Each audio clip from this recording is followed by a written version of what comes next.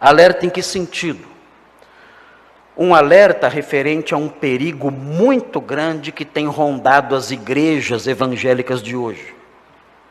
E eu me refiro com isso, ao perigo que tem representado a aproximação conciliadora, a aproximação amigável, sorridente, bonitinha, da seita dos adventistas do sétimo dia.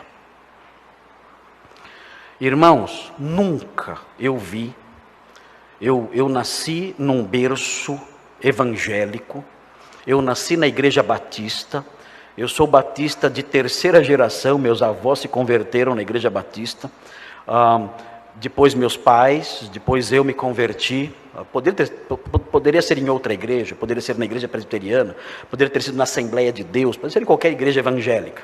Mas enfim, o que eu quero dizer é que ao longo de toda a minha jornada como crente, os irmãos sabem que eu tenho mais de 30 anos de idade, os irmãos, eu sei que não parece, mas os irmãos sabem disso.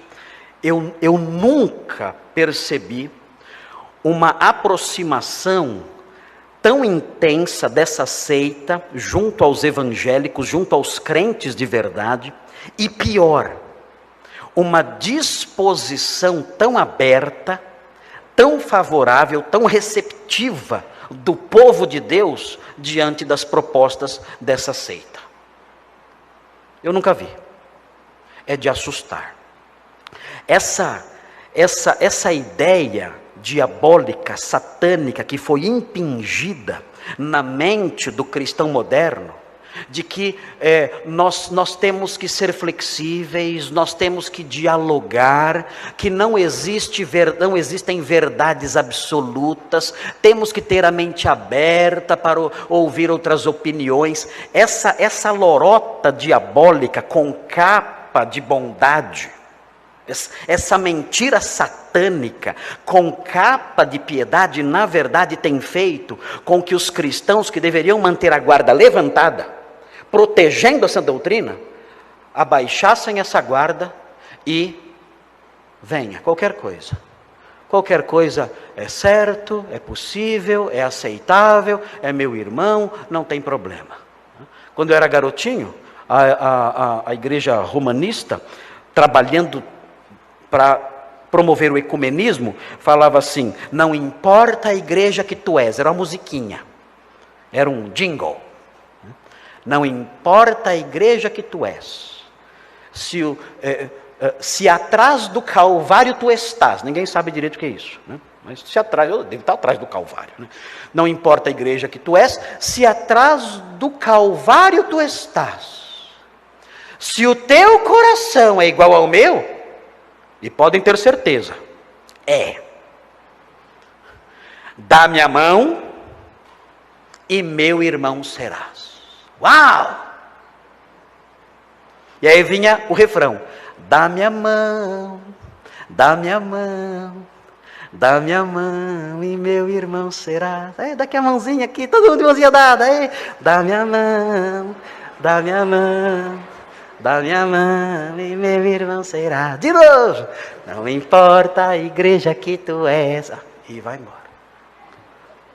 Dá-me a mão. Você não vai dar a mão? Radical, perverso, intolerante. Todos estão dando a mão. Olha que música linda, a unidade de todos juntos, amigos.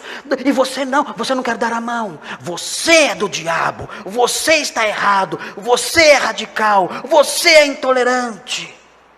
E com isso, aos poucos, com o passar dos anos, nós fomos abaixando a guarda e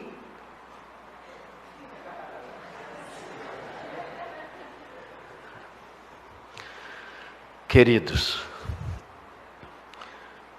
nós não podemos ser ingênuos, tolos, infantis. Nós não podemos.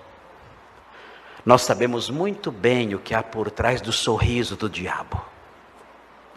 O objetivo dele é banalizar a verdade ao máximo, para enaltecer a mentira.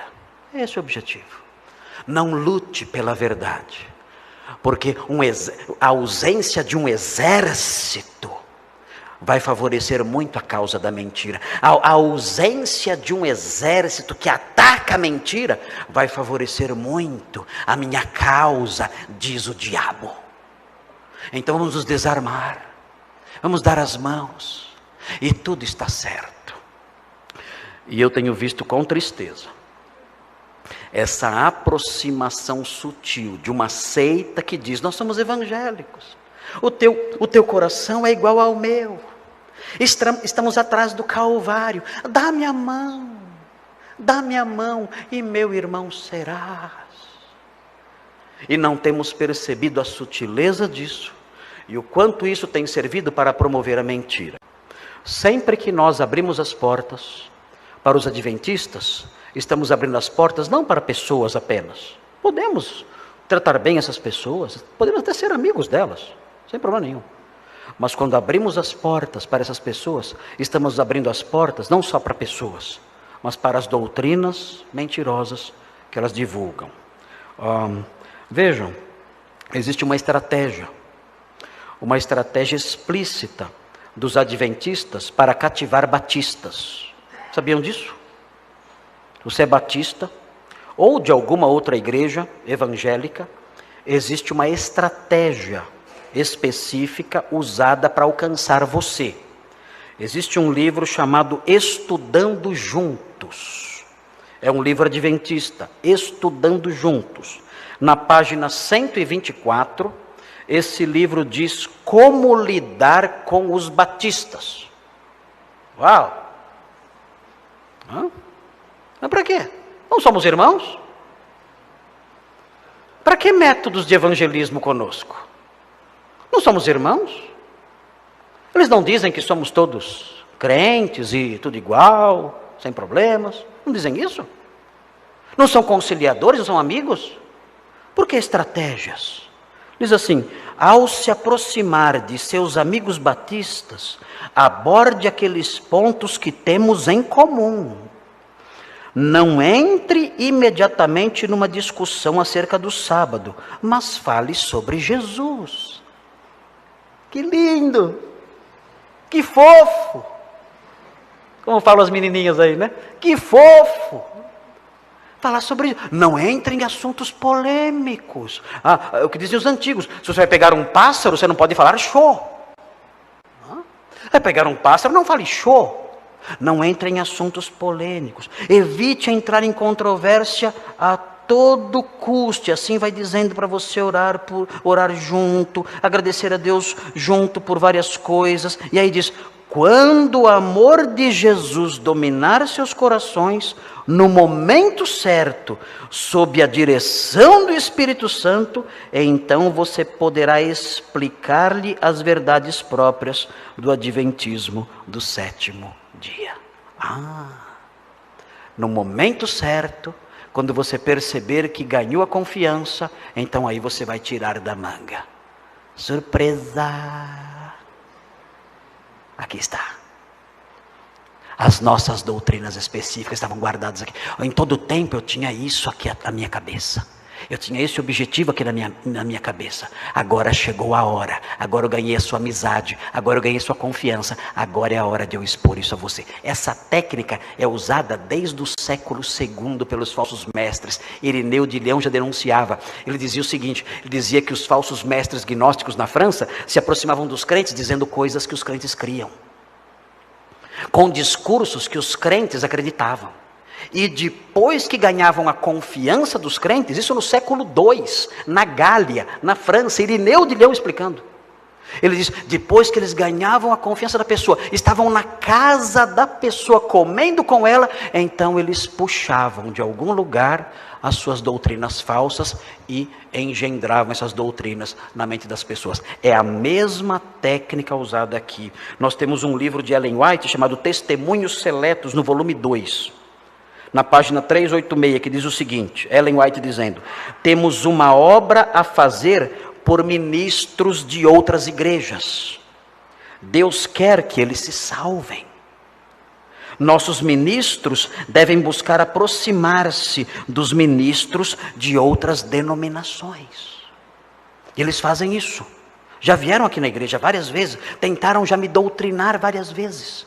Vieram me visitar, trouxeram seus livros e conversaram comigo. Eu me divirto um pouco com isso, confesso, maldade minha, né? Mas eu me divirto um pouquinho, eu ouço, eu fico ouvindo. Eles me dão, pastor, olha, esse livro não diz nada sobre doutrinas. Eu olho o livro e diz um monte de coisa sobre doutrinas sutilmente. O livro para crianças, adventistas, olha que lindo, livro para crianças. E eu olho ali, a história da criação, que lindo. Aí fala sobre o 7º dia, quando Deus descansou. Aí vem a injeçãozinha de falsa doutrina, ali no livro infantil, eu vendo aquilo. Já coloquei muito adventista para correr aqui da igreja. É muito. Que vem querendo falar com o pastor para compartilhar alguma literatura ou pedir oportunidade para falar alguma coisa aqui na frente. E com isso dizer o quê? Nós somos iguais. Somos todos crentes. Não importa o rótulo denominacional. Nós somos amigos, somos todos irmãos. E é mentira. São falsos mestres trabalhando para divulgar as suas falsas doutrinas. Os adventistas nunca se aproximam de nós dizendo que são adventistas. Eles nunca fazem isso. Se você for ao aeroporto e estiver esperando um avião, você pode ter certeza. O que vai acontecer com você? Você vai ser abordado por um estudante universitário. Ele vai chegar para você e vai dizer assim para você: eu sou um universitário. Ah, você é um universitário? Sou. Você pode me ajudar comprando um livro? E ele vai mostrar o livro para você. Algumas vezes aconteceu comigo. O autor do livro, ele coloca o dedo em cima do autor do livro e mostra o livro para você. Eu não sei se foi coincidência ou não, mas geralmente coloca o dedo em cima do autor do livro. O autor do livro é Ellen White, que é a profetisa dos adventistas. Ele diz: olha, eu sou universitário, você pode comprar esse livro para me ajudar? Aí você compra. Na verdade não é universitário coisa nenhuma. Ele é um comportor. Ele está promovendo a doutrina adventista, mas ele não fala que é adventista, ele fala que é universitário. Ele bate na porta da sua casa, ele não fala que é adventista, ele fala que é um estudante ou coisa assim, que está fazendo uma pesquisa e coisas assim. E aí tenta injetar aí para você a literatura deles. Então, enganam as pessoas dessa forma. No aeroporto, sempre que eu vou lá pegar alguém, ou quando eu vou viajar, eu sou abordado, eu sempre sou abordado, sempre, eu sou premiado. Sou premiado. Então, quando a pessoa chega com o livro, eu falo: você é adventista. Na hora. Ah, fala a verdade. Fala. Mas na hora. O Isaac já viu uma vez. O Isaac estava comigo uma vez, ele viu. Estava tomando um cafezinho lá. Ah, esse livro, você é adventista. Ah, eu acertei, né, miserável? Acertei. Teve uma vez que um moço fortão. Ah, o livro aqui, eu falei: você é adventista. Você é adventista, rapaz, você quer me enganar. Você quer me enganar e me doutrinar. Aí ele virou as costas e foi saindo e disse assim: o senhor é muito rude. E foi indo embora. Eu falei: você é desonesto. Aí ele parou e voltou. Eu falei: ai, ai, ai. Falei: ai, ai, ai, ai, ai. É hoje que eu vou tomar um couro aqui desse homem, que eu não quero nem. Por que eu não aprendo a calar minha boca? Não tem jeito, eu não aprendo a calar minha boca. Isso não tem jeito, é incurável isso. Ele voltou. O que o senhor falou? Falei: eu disse que você é desonesto. Foi o que eu falei. Porque você foi desonesto comigo. Você se apresentou diante de mim com a capa de um estudante precisando de ajuda. É mentira. Você tem reservas mentais. Por trás dessa sua prática, você queria me doutrinar e levar para a sua seita mentirosa. É isso que eu falei. Ele aí murchou, né? Falei: ufa, ainda bem, né? Já pensou se ele... Né? Aí ele murchou bonitinho, contestou, achou ruim. Não foi isso. Falei: foi sim. Você sabe que foi. Seja honesto nas suas abordagens. Seja honesto nas suas abordagens. E ele foi embora. Ficou com dó, porque eu sou velho, eu vou bater nesse velho aí. Não tem por quê. Mas eles agem dessa forma. Melquisedeque era uma cópia que veio antes, e Jesus pertence à ordem dele. E por que é importante que nós tenhamos um sacerdote da ordem de Melquisedeque? Por que o autor de Hebreus realça tanto isso? Porque o autor de Hebreus insiste em dizer que o sacerdócio de Jesus é superior, especialmente porque ele é da ordem de Melquisedeque. Quando nós olhamos para os textos de Hebreus, nós aprendemos por quê. O texto de Hebreus 6, que nós já lemos, fala que ele obteve para nós uma redenção completa e definitiva. E no capítulo 7, versículos 11 e 12, isso é repetido. Vejam o que diz o versículo 11 e o versículo 12. Fala assim: se, portanto, a perfeição houvera sido mediante o sacerdócio levítico, pois nele baseado o povo recebeu a lei, que necessidade haveria ainda de que se levantasse outro sacerdote segundo a ordem de Melquisedeque, e que não fosse contado segundo a ordem de Arão? Pois quando se muda o sacerdócio, necessariamente há também mudança de lei. Nós aprendemos aqui que Melquisedeque é um novo sacerdote. Jesus Cristo representa um novo sacerdócio, segundo a ordem de Melquisedeque, que se levantou para substituir o sacerdócio levítico. E isso é importante por quê? Porque a mudança de sacerdócio implica mudança de lei. Isso significa que nós não estamos mais debaixo da lei mosaica. E isso é muito importante. É muito importante sabermos que não estamos debaixo da lei mosaica. Porque a lei mosaica é definida no Novo Testamento como um ministério de morte. Quem quiser viver de acordo com a lei, certamente morrerá. Porque quem não permanecer em todos os princípios da lei mosaica, deve morrer. E aí nós perguntamos: quem é capaz de permanecer debaixo de todos os princípios da lei mosaica? Quem? Ninguém. Então foi importante o surgimento de um outro sacerdote, de uma outra ordem, da ordem de Melquisedeque, porque mudando o sacerdócio, houve mudança de lei. E havendo mudança de lei, nós não estamos mais sujeitos à lei mosaica. Estamos sujeitos a um outro sacerdócio, o sacerdócio de Melquisedeque, que não tem conexão nenhuma com a lei mosaica. E estando sob esse sacerdote, nós não estamos mais sujeitos a certas prescrições. Por que nós não guardamos o sábado? Porque estamos livres da lei levítica. Por que nós não temos reservas alimentares? Por que nós comemos carne de porco?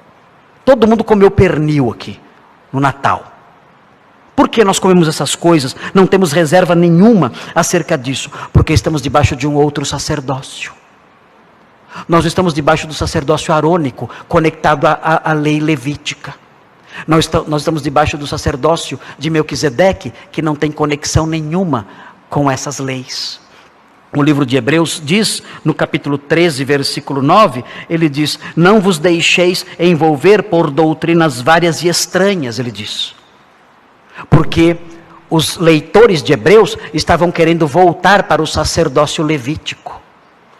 Estavam querendo se colocar de novo debaixo da lei levítica. Estavam querendo se colocar de novo debaixo do sacerdócio arônico. E o autor de Hebreus diz: não vos deixeis envolver por doutrinas várias e estranhas, porquanto que vale é estar o coração confirmado com graça, e não com alimentos. Quem tentava confirmar o coração com alimentos? Os que se sujeitavam à lei mosaica. Ele diz: não com alimentos, pois nunca tiveram proveito os que com isto se preocuparam. O autor de Hebreus diz: nós que estamos debaixo de um outro sacerdócio, nós não temos que nos preocupar com essas questões alimentares, a não ser para cuidar do colesterol, quem é mais gordinho. Mas por questões bíblicas, por questões de obediência à palavra de Deus, nós não temos que nos preocupar com isso. Nós não temos que guardar o sábado. Nós não temos que obedecer às normas cerimoniais judaicas, os ritos judaicos. Nós não temos que nos sujeitar às restrições alimentares da lei levítica. Nós não temos nem mesmo que ter a obrigação de dar o dízimo, nada disso. Nós estamos livres da lei, porque estamos debaixo de um outro sacerdócio, o sacerdócio de Melquisedeque. A doutrina do juízo investigativo, irmãos, ela nasceu de um erro, ela nasceu de um pecado, de uma falha terrível, de uma mentira deslavada, e ela se constitui num dos desvios doutrinários mais assustadores que há, um desvio doutrinário que ofende, que cospe na cruz de Cristo. Como? Como ela surgiu? Bem, ela surgiu com um batista, tinha que ser, né? Surgiu com um batista chamado William Miller. O que aconteceu com William Miller? William Miller pegou um texto de Daniel, abram sua Bíblia nesse texto, para que os irmãos entendam o texto. Daniel 8,14, eu coloquei no boletim a história dele, está aqui no boletim, o nome do boletim é O Intérprete Trapalhão. Aqui. O intérprete trapalhão é William Miller. Está aqui a história dele, eu registrei aqui. O que aconteceu. Mas eu quero apontar para os irmãos com mais alguns detalhes. O que fez o William Miller? E eu quero apontar isso para os irmãos. Abrem Daniel 8,14. Daniel 8,14. Diz assim: ele me disse, até 2.300 tardes e manhãs, e o santuário será purificado. O que ele entendeu desse versículo? Ele imaginou que esse versículo falava sobre a volta de Cristo. Ele imaginou que quando o texto fala, depois de 2.300 tardes e manhãs, o santuário será purificado, ele entendeu que esse santuário será purificado era a volta de Cristo. É o que ele fez. Ele transformou 2.300 tardes e manhãs em anos. Ele entendeu que dentro de que o anjo estava falando para Daniel, que isso aqui é uma visão que Daniel teve, e ele entendeu que essa revelação que Daniel teve era uma revelação que dizia que dentro de 2.300 anos Jesus Cristo ia voltar. Então o que ele fez? Ele pegou o ano 457 a.C., olha só, de onde ele tirou esse ano e por quê? Bom, aí tem que perguntar para ele. Ele entende, ele dizia, o ano 457 foi o ano em que Esdras voltou para Jerusalém para restaurar o templo. Então ele pegou esse ano 457, foi quando Esdras voltou para Jerusalém, e acrescentou esse ano 457 a.C., 457 a.C., ele acrescentou esse ano 2.300 anos. E que ano que caiu? 1843, 1844. Então ele diz o seguinte, Jesus vai voltar em 1844. Uau! Esse texto não diz nada disso. É um grande desvio, é uma interpretação absurda. Não tem lógica nenhuma isso. O texto está falando de 2.300 tardes e manhãs, não de anos, são dias.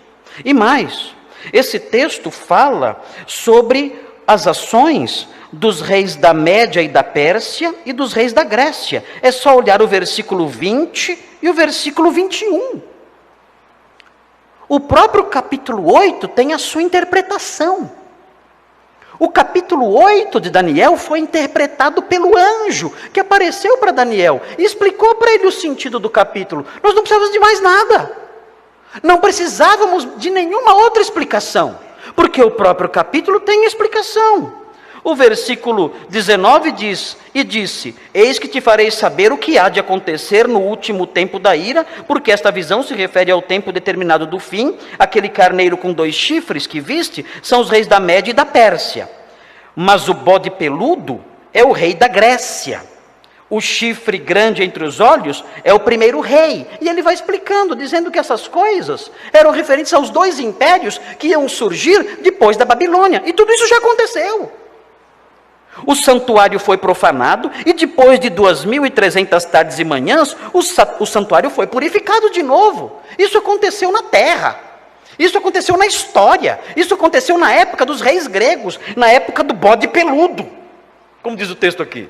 É passado, para Daniel era futuro, para Daniel eram coisas que iriam acontecer, para nós são coisas que aconteceram já há séculos.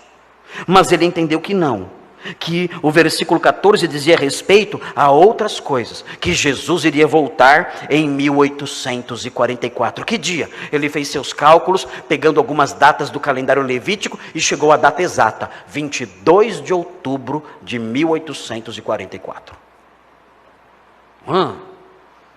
E muitos seguiram esse homem. Inclusive uma mocinha de 17 anos chamada Ellen White. Ela seguiu também. Vários seguiram. E chegou o dia. Muitos tinham vendido as suas propriedades. Muitos tinham tirado seus filhos da escola. Aliás, tinham tirado seus filhos da escola não em 1844, anos antes. Porque, para que colocar meus filhos na escola se Jesus vai voltar daqui a pouquinho? Ele vai voltar em 1844, aí está as portas. Para que tudo isso? Para que esses bens? Vamos vender tudo. E foram assim fazendo essas coisas. E o que aconteceu então no dia 22 de outubro de 1844? No dia 22 de outubro de 1844, não aconteceu nada. Nada. Só lá esperando. E nada. O que diz a Escritura sobre um profeta que fala e não acontece?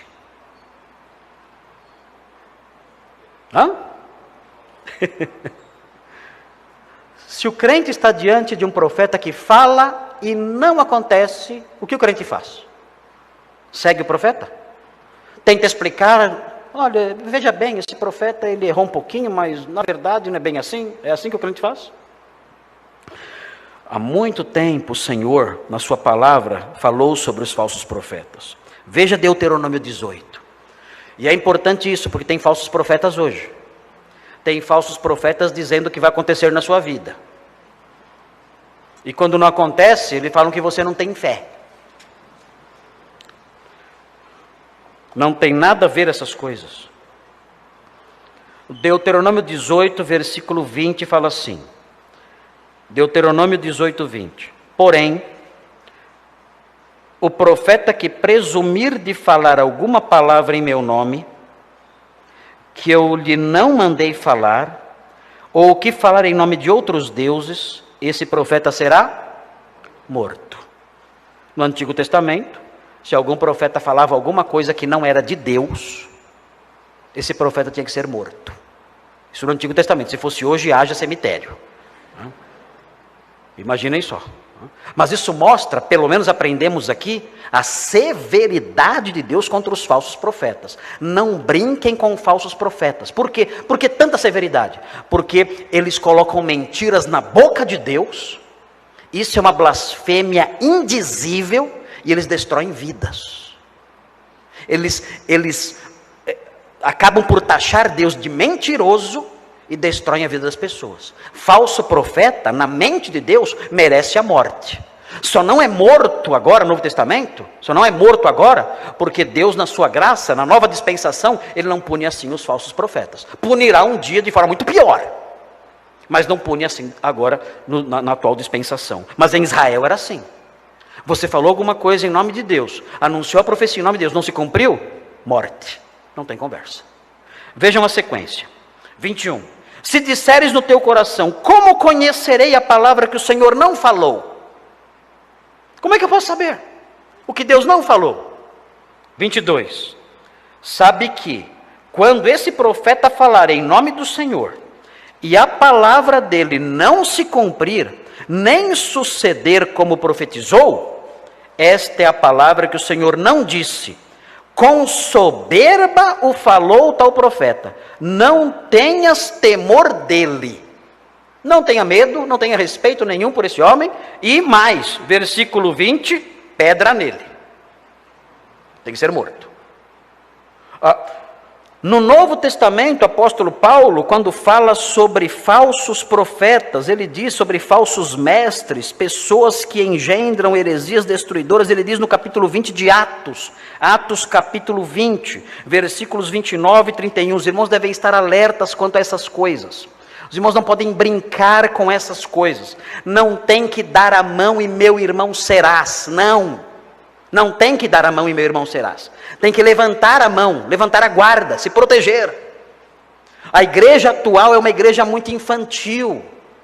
A igreja atual é uma igreja muito ingênua, boba. Nós não somos mais soldados.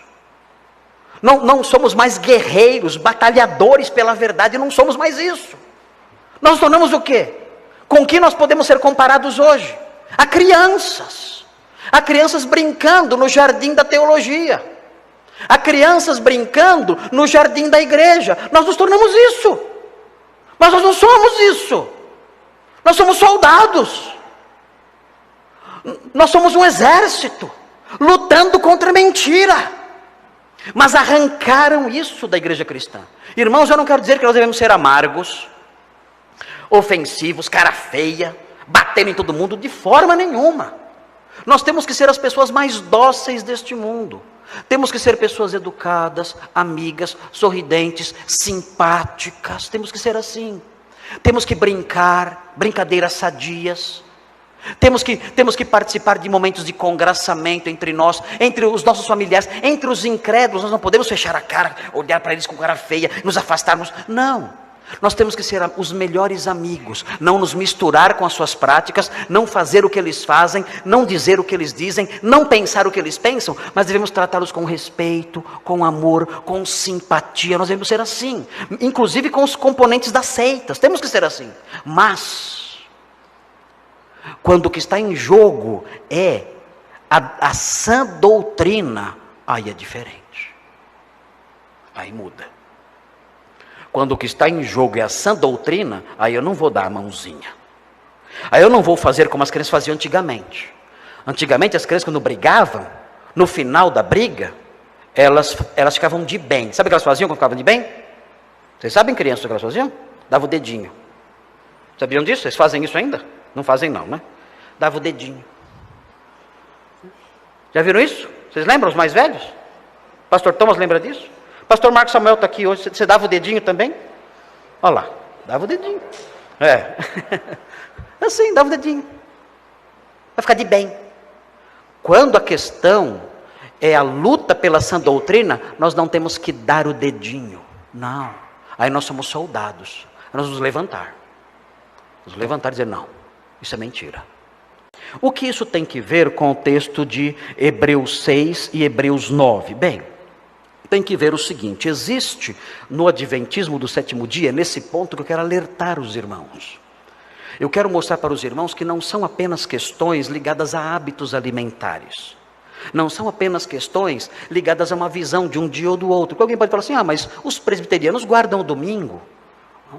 Não são somente essas questões que eu quero apontar para vocês. O que eu quero apontar para vocês são questões muito mais sérias. Dentro do adventismo do sétimo dia, é importante que os irmãos entendam isso, para que se afastem dessa seita, para que não deem a mão achando que serão irmãos, que os irmãos estejam atentos para essas coisas. Dentro do adventismo do sétimo dia existe uma doutrina perigosa, chamada doutrina do juízo investigativo. E muitos crentes não sabem que isso existe. Muitos crentes não têm ideia do que seja isso.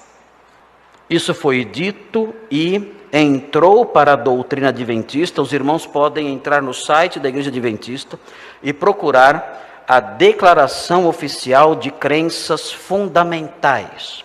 No site da Igreja Adventista. Declaração Oficial de Crenças Fundamentais. Lá os irmãos terão acesso à explicação dessa doutrina. Por que Jesus entrou no Santo dos Santos em 1844, de acordo com os adventistas? Eles dizem o seguinte, eu vou ler a explicação para vocês.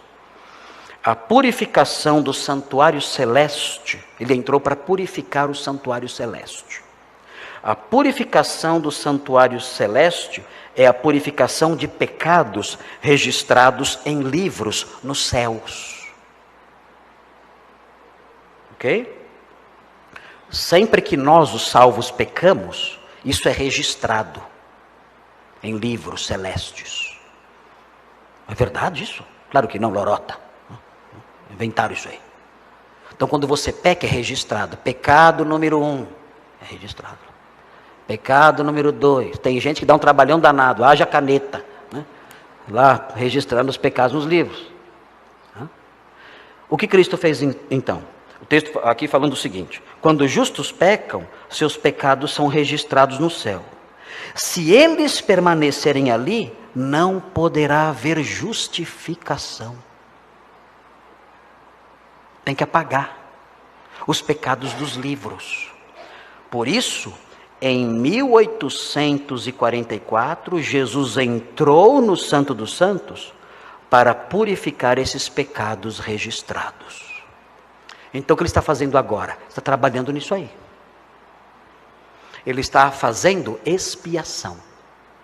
Ele continua a obra expiatória, apagando os pecados dos livros, os pecados que estão registrados nos livros celestes. Bem, esse é o adventismo.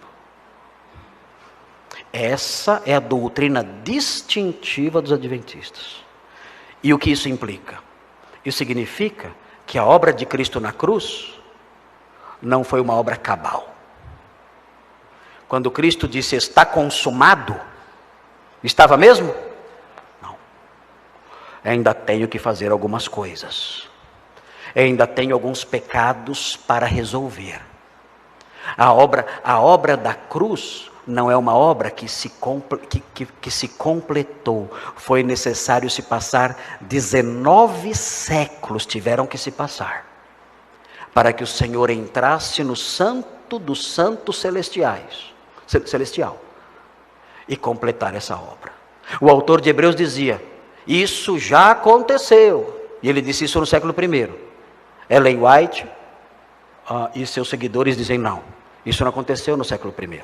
O autor de Hebreus talvez tenha se enganado. Isso aconteceu só no século XIX, no dia 22 de outubro de 1844. A obra da cruz não resolveu o problema do pecado. Havia uma ação celestial ainda por fazer. A obra de Cristo no Calvário não foi suficiente. Era necessário complementar essa obra através do juízo investigativo.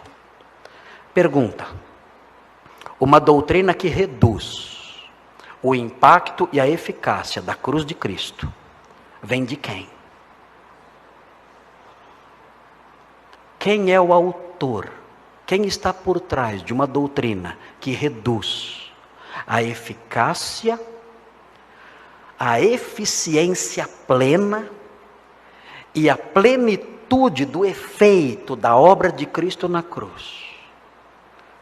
Essa doutrina é procedente de quem? Meus irmãos, somente o diabo pode ter criado isso. E o diabo criou isso para engendrar no coração dos crentes medo.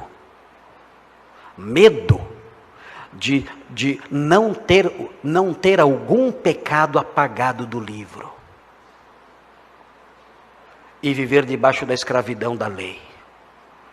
Os adventistas dizem que se você não guardar o sábado e adorar a Deus no domingo, como nós hoje aqui, você recebe a marca da besta. Sabem qual é a marca da besta? É adorar no domingo. Todos vocês aqui, estão com a marca da besta. Todos nós estamos com a marca da besta. É engendrar medo, escravidão, através de falsas doutrinas e blasfêmias.